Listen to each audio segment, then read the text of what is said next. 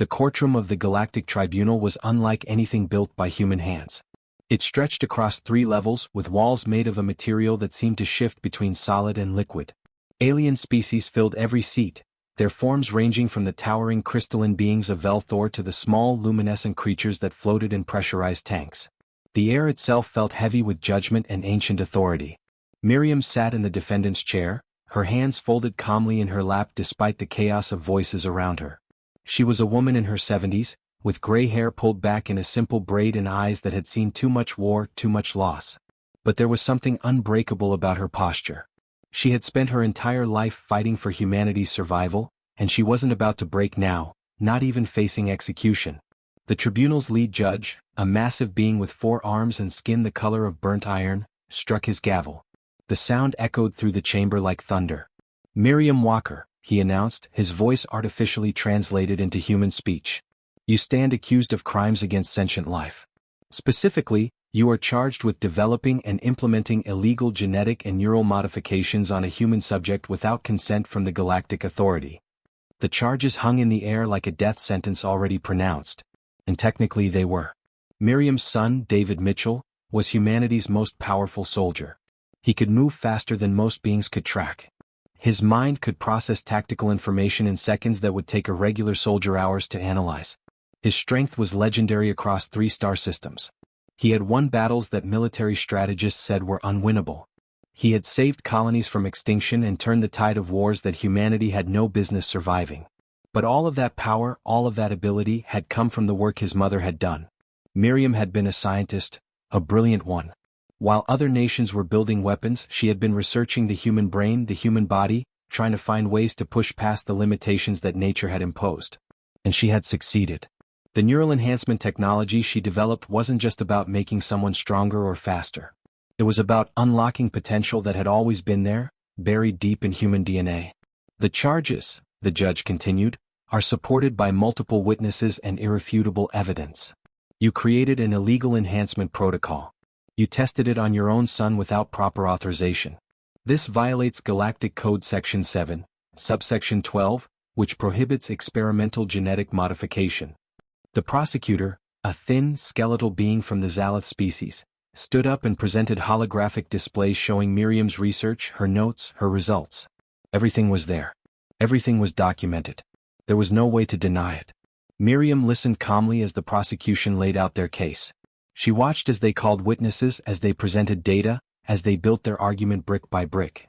When it came time for her to speak, she stood slowly and looked directly at the judges. "I did what needed to be done," she said simply. Her voice wasn't angry or defensive. It was just honest. Humanity was dying. We were losing wars. Our colonies were being destroyed. Our people were starving in refugee camps.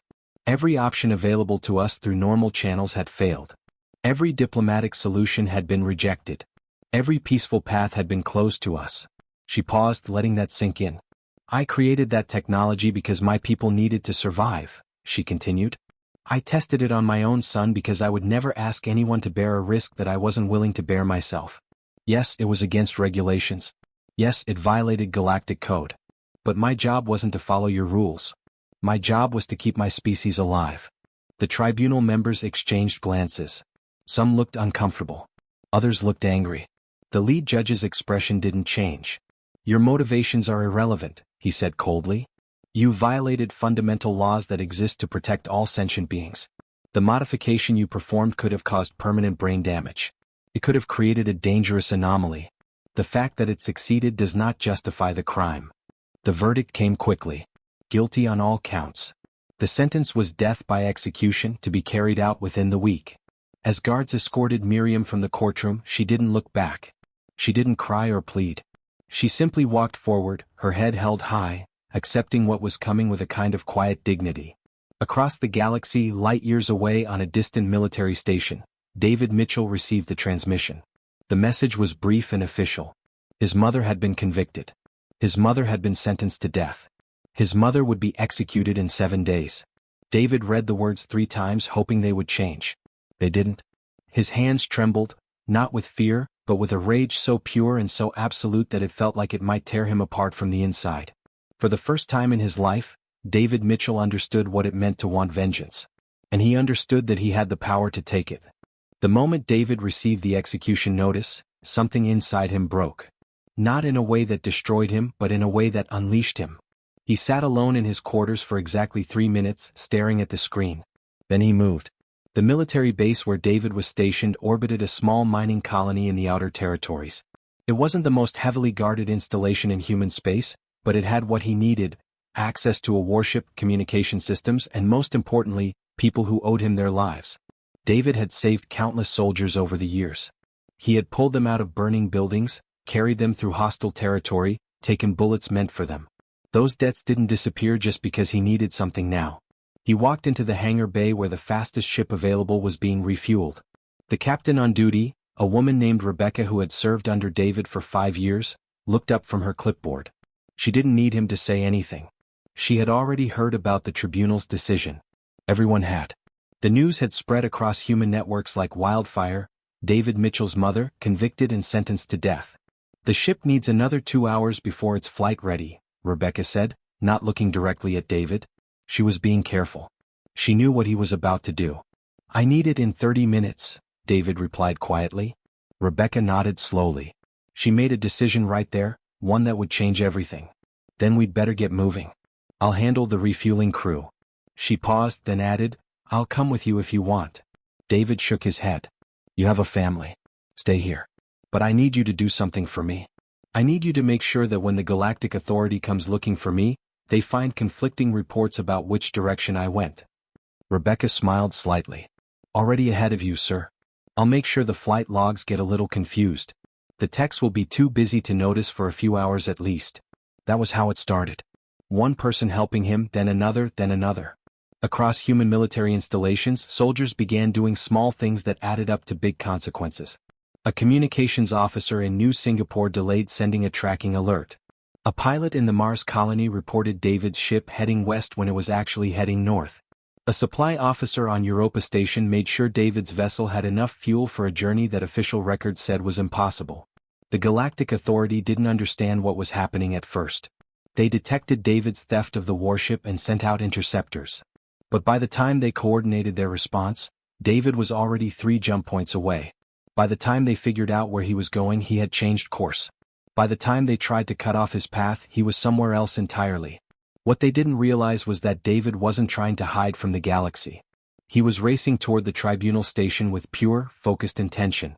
And he was moving too fast to catch. The tribunal's leadership started receiving reports that made them increasingly uncomfortable. An elite military operative, the most powerful soldier humanity had ever produced, was heading straight for them, and they couldn't stop him. Military commanders across the galaxy were asked if they could intercept him. Most of them gave honest answers: probably not. David Mitchell had forgotten more about combat strategy than most generals would ever know. News outlets started reporting on David's journey. Humans celebrated it. Here was their hero, moving heaven and earth to save his mother. Alien species watched with a mixture of curiosity and concern. This was unprecedented. No one challenged the Galactic Tribunal. No one had the power to. But David Mitchell apparently did. The tribunal issued warnings. They declared him a fugitive and threatened severe consequences. They contacted human political leaders and demanded they stop David before he reached the station. But human leaders had a problem. They had no way to stop him, and most of them didn't want to try. Their people were behind David. Public opinion wasn't just supporting him, it was demanding that he be allowed to reach his mother. Politicians who tried to stand against him faced riots. Military officers who followed orders to intercept him found their own personnel refusing to engage. David pushed forward through the void of space, his mind working on multiple levels simultaneously. He wasn't just calculating trajectories and jump coordinates. He was thinking about the tribunal members, understanding their psychology, predicting their moves. He knew they would try diplomatic channels first. They would believe that reason and authority would stop him. They would be wrong. As his ship approached the tribunal station, David received a final message from his commanding officers. It didn't order him to stop. Instead, it simply said, "The entire human fleet wishes you luck, soldier. Bring her home." That message told David everything he needed to know. This wasn't just his fight anymore. This was humanity's fight. And for the first time in galactic history, humanity was ready to stand up and demand justice, no matter what the cost. The tribunal had made their mistake. They had created a martyr out of Miriam Walker. And worse, far worse, they had made an enemy out of the one being in the entire galaxy they couldn't defeat. The data breach happened 3 days before David reached the tribunal station. It started as a whisper on underground networks, then grew into a roar that no authority could contain. Someone, no one knew who, and honestly no one cared, had accessed the tribunal's most secure files and dumped them across every communication channel in known space. Within hours, the galaxy was reading secrets that were never meant to see daylight. The files painted a picture that made people sick. It turned out that Miriam Walker's conviction wasn't about justice. It wasn't about protecting sentient life or following galactic law. It was about fear. Pure, desperate, controlling fear. The neural enhancement technology that Miriam had developed wasn't just a military tool. The research showed that it did something far more significant. It unlocked the fundamental architecture of consciousness itself. The files contained her notes, her breakthroughs, her discoveries about how the human mind could be expanded, optimized, evolved. She had cracked a code that the eldest civilizations in the galaxy had been trying to solve for thousands of years. That terrified them. The tribunal had known about this potential from the beginning. They had studied Miriam's work in secret, analyzed it, understood its implications. And they had realized that if humanity got this technology, if humans could enhance themselves beyond their current limitations, the balance of power in the galaxy would shift. Humanity would eventually become equals with the established powers. Maybe even surpass them. That was unacceptable to the ruling species. The leaked files went deeper, much deeper. They showed a systematic campaign of suppression that had been running for decades. Scientists working on consciousness research kept disappearing.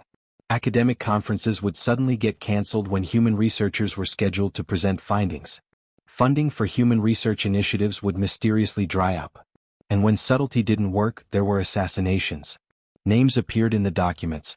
Dr. Raymond Foster, a brilliant neuroscientist from the European Coalition, who died in a random accident on a space station. Dr. Patricia Cross, a genetic researcher, whose ship experienced engine failure and exploded. Dr. Kenneth Hughes, whose laboratory caught fire under highly suspicious circumstances. The list went on and on, dozens of names, dozens of deaths, all carefully made to look accidental or coincidental. But the tribunal's own internal communications showed they weren't accidents. They were targeted eliminations. There were also communications between the tribunal members discussing Miriam specifically. One message from a Velthoran judge stated, "The Walker woman's research has progressed beyond acceptable parameters. Her son's enhancement demonstrates that the technology works better than our models predicted. We must remove her before she can advance further. The timing is critical." Another message read, "If humanity gains access to this level of consciousness enhancement, within 2 generations they will be our equals. Within 5 they will surpass us. This cannot be allowed. Recommend immediate termination of the subject and all related research."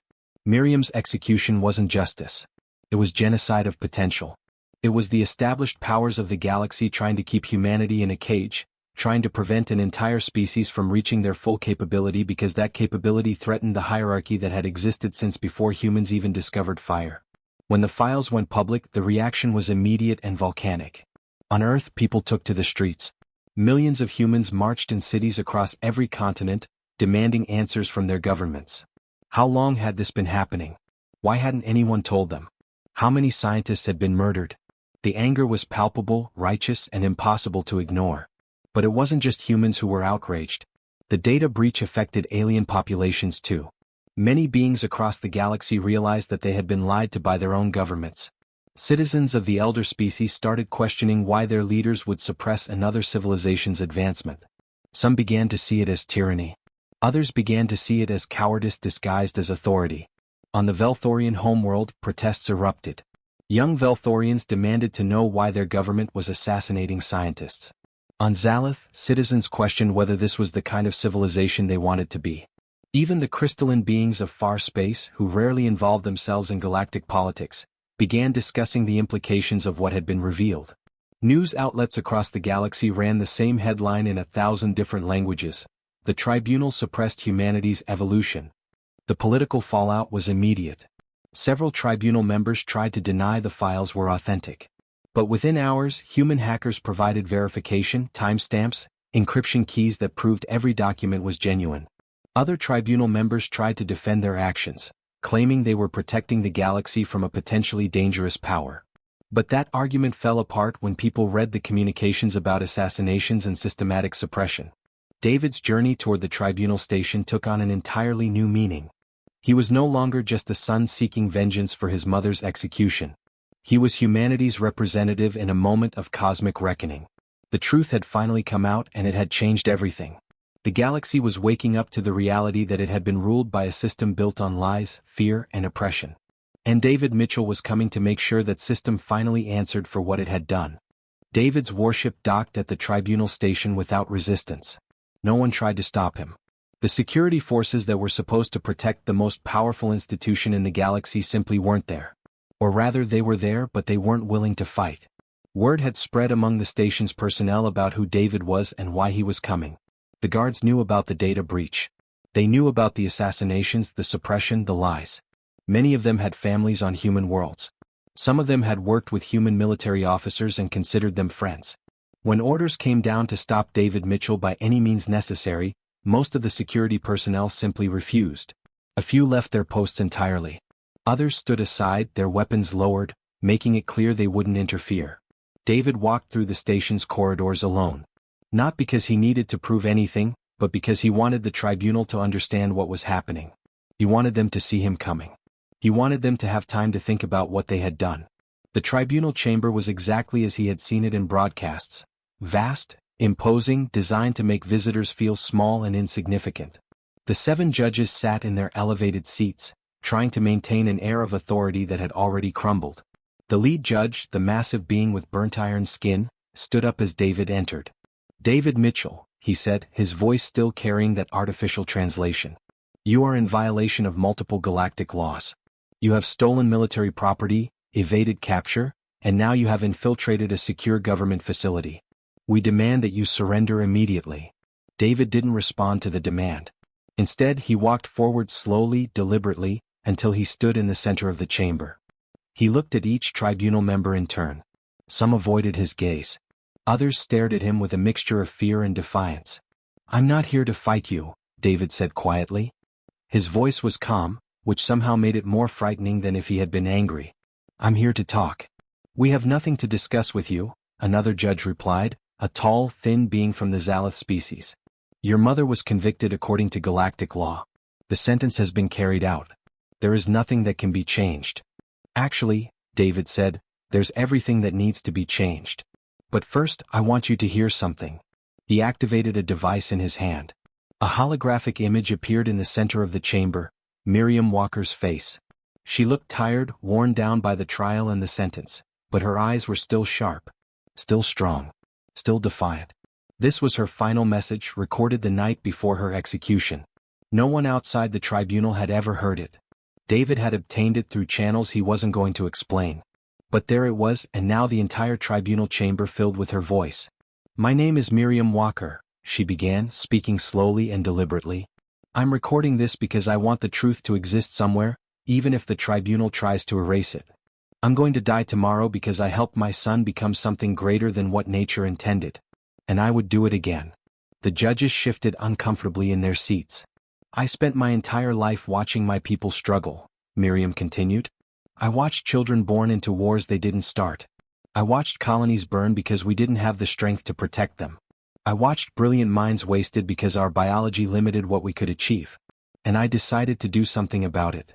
She paused, looking directly into the recording device, as if she could see through time and space to speak to the tribunal.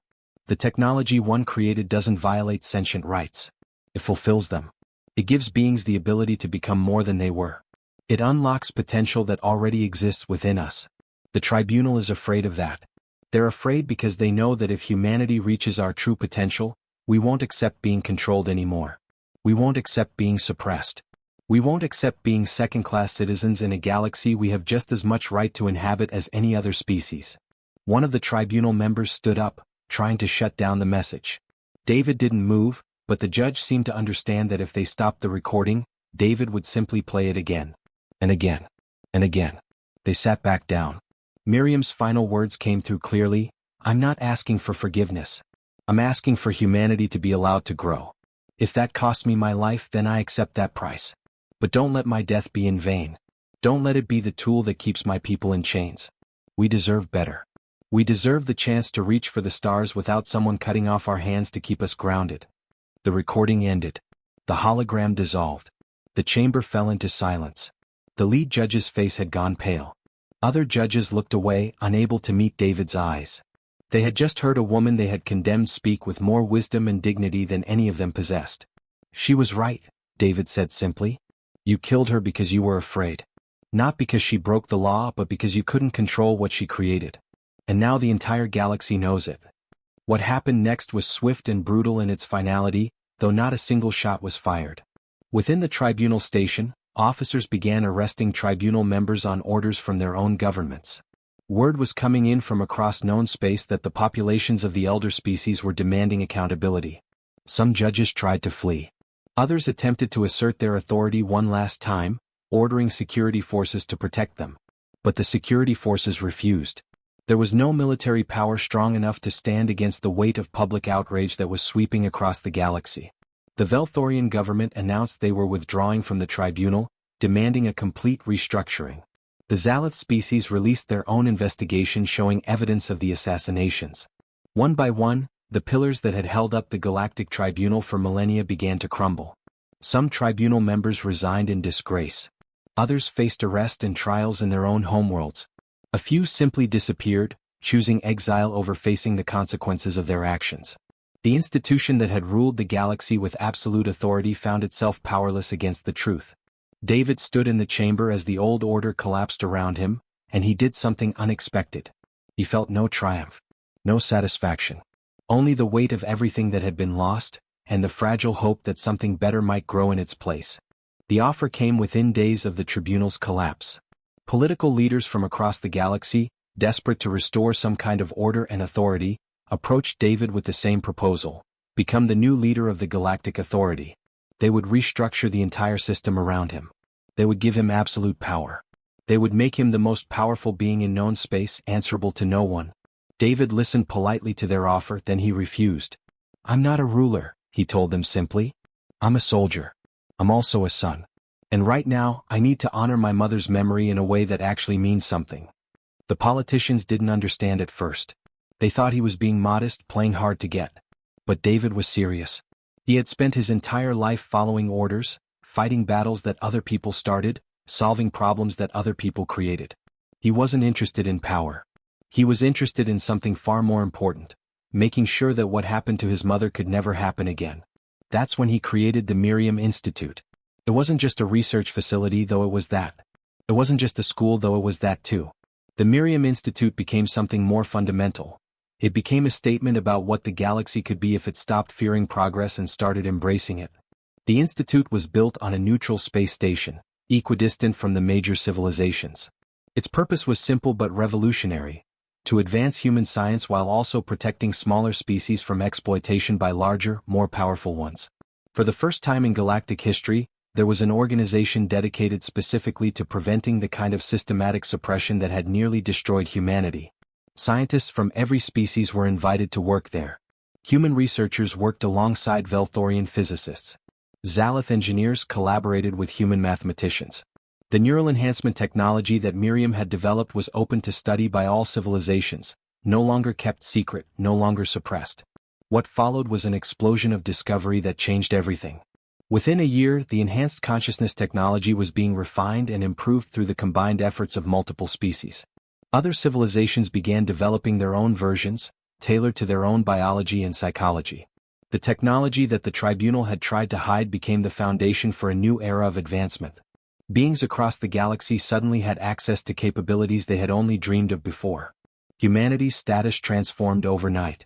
They went from being second-class citizens in a universe controlled by ancient powers to being recognized as equals, then as leaders. Not through conquest or military might, but through the simple power of knowledge and innovation. Human scientists became some of the most respected researchers in known space. Human philosophers were consulted on questions of ethics and civilization. Human artists and creators found audiences across the entire galaxy. But it wasn't just about humans getting ahead. The Institute's core mission was protecting other species. Smaller civilizations that had been exploited by larger powers suddenly had an advocate. The Miriam Institute established guidelines and protections that made it illegal for powerful species to suppress the advancement of weaker ones. It wasn't enforced through military might, it was enforced through something more powerful: public opinion and shared values. When a large civilization tried to suppress a smaller one's research, the entire galaxy knew about it within hours. When exploitation occurred, the Miriam Institute mobilized both scientific and diplomatic pressure to stop it. For the first time, the small had protection. For the first time, the weak had a voice. 2 years after Miriam's execution, David stood in a memorial garden that bore his mother's name. The garden existed in multiple locations across known space. On Earth, on the Tribunal Station, on the Velthorian homeworld, even in the floating cities of the Zalith. But this particular garden, the one where David stood now, was the original. It was built on the grounds of the Miriam Institute, a place where Miriam Walker would always be remembered. The garden was filled with beings from 100 different species. Humans walked alongside towering crystalline creatures. Zalith engineers discussed research problems with human scientists. Young students from a dozen different civilizations studied together, learning from each other, building friendships that would have been impossible just a few years before. Children played together, their different biology making them curious about each other rather than afraid. David watched a young human girl no more than 10 years old, working on a research project with a Velthorian boy about the same age. They were studying the fundamentals of consciousness, the exact field that Miriam had pioneered. The girl was explaining something to the boy, gesturing enthusiastically. The boy was listening intently, asking questions. Neither of them seemed to think it was unusual that they were working together, learning from each other, pushing forward humanity's greatest achievements side by side with another species. That was Miriam's real legacy. Not the technology. Not the institute. Not even the scientific breakthroughs. Her real legacy was this: the possibility of a galaxy where species worked together instead of competing. Where knowledge was shared instead of hoarded. Where smaller civilizations weren't afraid of larger ones, and larger ones didn't feel threatened by the advancement of others. David's hand touched the memorial stone that bore his mother's name. Miriam Walker. Scientist. Pioneer. The woman who had refused to apologize for helping humanity reach for the stars. The tribunal had thought they were ending a threat when they executed her. They had thought they were protecting their power by silencing her research.